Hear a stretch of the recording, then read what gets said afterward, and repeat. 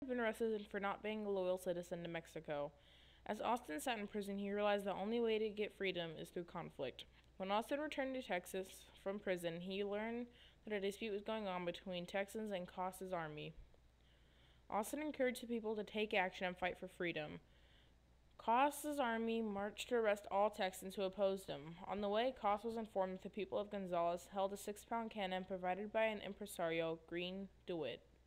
When Coss reached Gonzales, Alcide Andrew refused to give up the cannon without orders. The patrol crossed the river, waiting for a written order.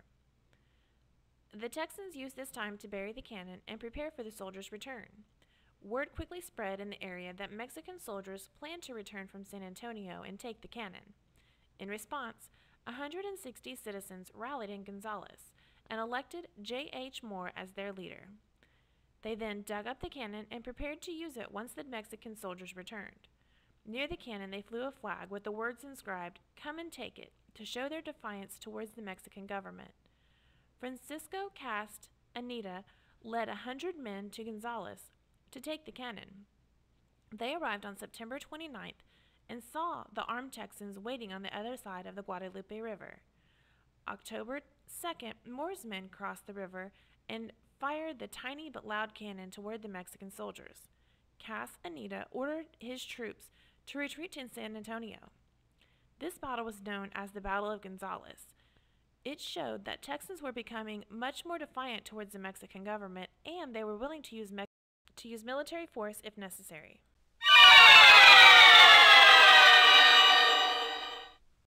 Question number 11.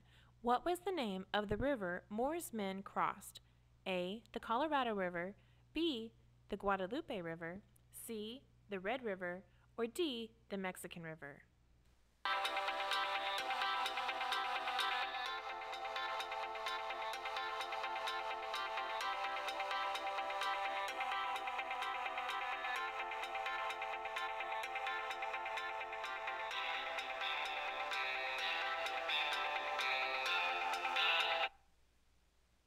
Texans learned about the battle, and volunteers poured into the area prepared to fight.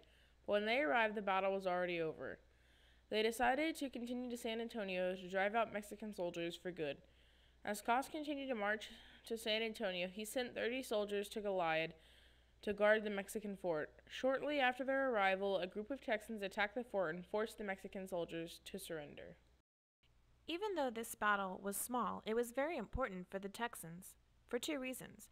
One, it convinced them that the Mexican army could be defeated, and two, the Texans' victory at Goliad cut off a major supply route for the Mexican army. On October 1835, Texans at Gonzales organized themselves into the Army of People and elected Stephen Austin as their leader. Austin led the army to attack Coss at San Antonio, gathering volunteers along the way. When they arrived, a brief fight broke out, and the Mexican troops retreated farther into San Antonio. Texans remained there and began their discussion about the changing situations. The meeting of delegate in San Felipe was called the Consultation. It began on November 4th, 1835. Texan settlers urged the delegates to declare independence from Mexico. Those who were part of the Peace Party wanted to remain loyal to Mexico, but still fight in support of the Constitution of 1824. 2 days later, on the 6th, the consultation voted against declaring independence, but on the 7th, they adopted the Declaration of the People in Texas in General Convention assembled, which stated that they would remain loyal citizens of Mexico. They declared that the only reason they fought was for their own protection and to stand up for the Constitution of 1824, and they encouraged others to join them. They set up a temporary government and decided to meet again on March 1st, 1836, to make a final decision about Texas's independence. This was later finalized at the Convention of 1836. The consultation asked Stephen Austin and his revolutionaries to set out to the United States in hopes of raising troops and money for their cause. People also began to realize that they were going to have to fight for their independence, so people began to rally each other in order to become free.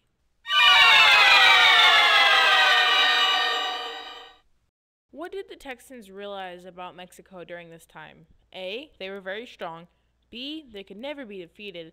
C. They liked to dance. Or D. They could easily be defeated.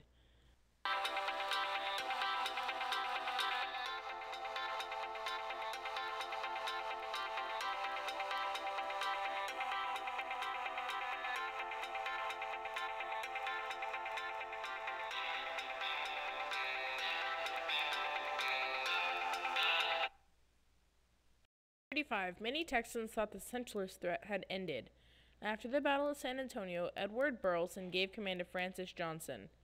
Johnson then took part in an expedition to Matamoros, and command got passed down to Colonel James Neal. Colonel James Fannin was in charge of another force near Goliad.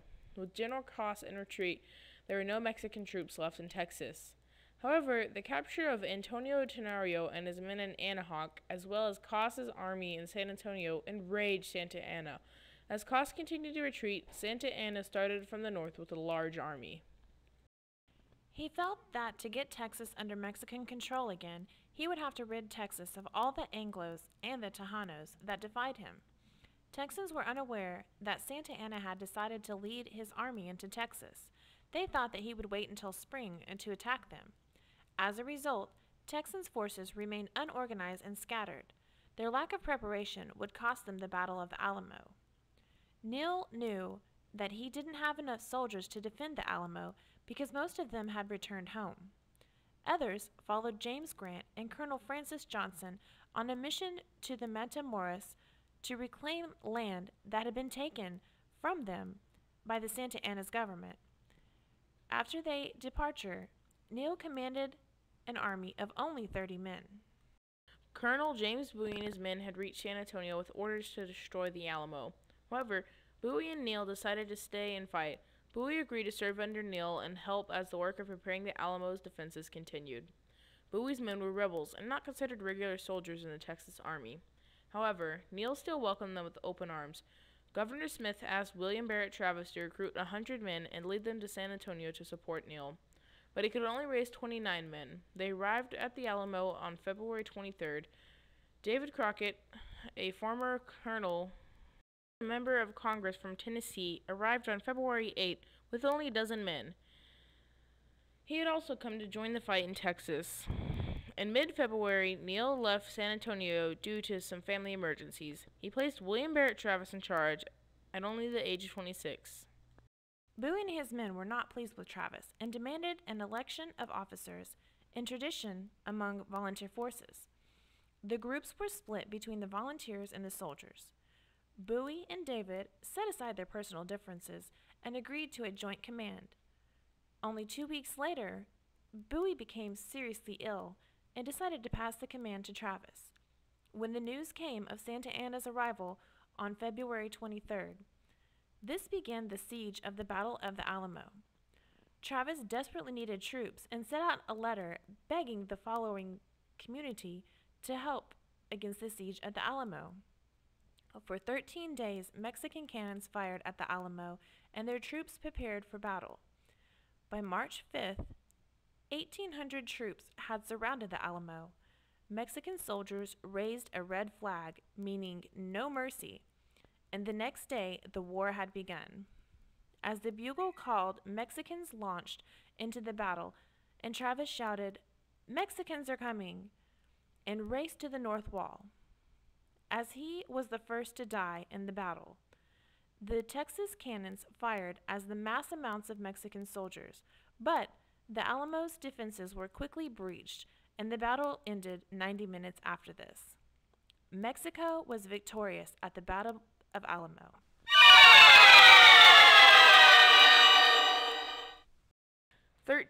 How many days did the Mexican cannons fire at the Alamo? A. 23, B. 13, C. 7, and D. 11.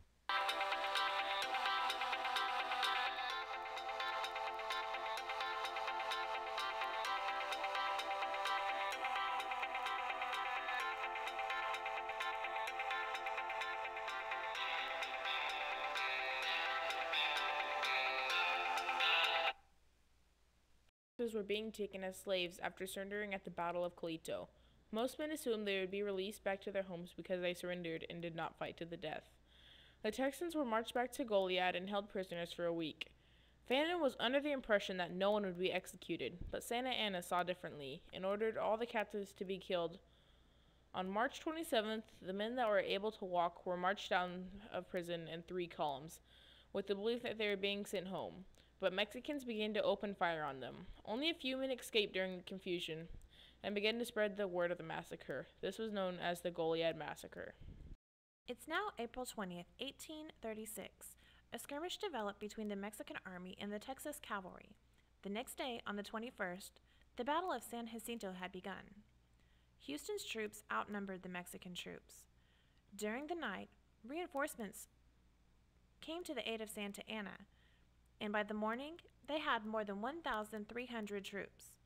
Houston ordered that the Vence Bridge, Mexico's only exit, to be burned.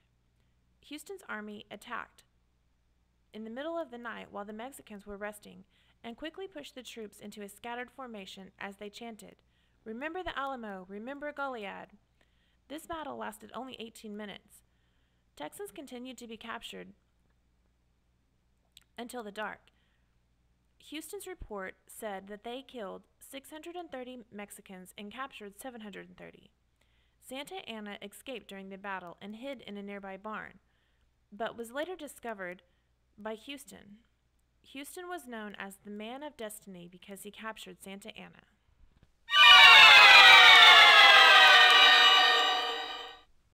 Number 14. What caused Texans to start the Battle of San Jacinto? A. The Goliad Massacre. B. The burning of the Vence Bridge. C. The election of 1827. Or D. The death of James Bowie.